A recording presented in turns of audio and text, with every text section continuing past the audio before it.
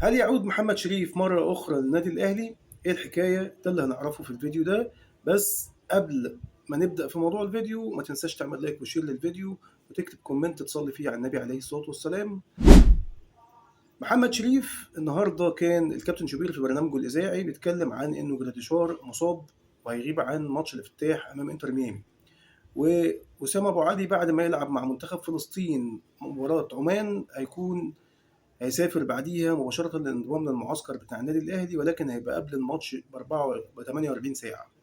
فطبعا ممكن يبقى في مشكلة، لأنه لو وسام مجهد أو أي مشكلة يبقى أنت ما عندكش حل غير إن أنت تلعبه وهو مجهد أو تعبان، يا إما تريحه. طب لو ريحته ما فيش حد بديل تاني. فتطرق الكابتن محمد أحمد شوبير إنه محمد شريف مرشح للعودة مرة أخرى للنادي الأهلي. طيب، بالمناسبة محمد شريف أحرز 82 هدف طوال مسيرته، 6 أهداف مع المنتخب، 55 هدف مع النادي الأهلي، 7 أهداف مع دجلة، 14 هدف مع إنبي. دي الأهداف اللي أحرزها محمد شريف.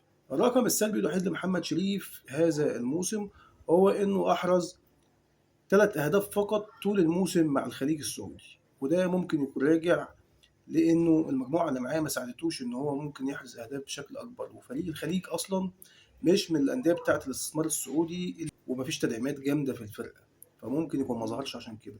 وفي آخر الفيديو ده أنا عايزك بس تقول لي إيه رأيك في عودته للنادي الأهلي؟ هل ده أنت مع القرار إن هو يعود مرة أخرى للنادي الأهلي ولا لأ؟ اكتب لي في الكومنتات وأشوفكم في فيديو جديد. السلام عليكم ورحمة الله وبركاته.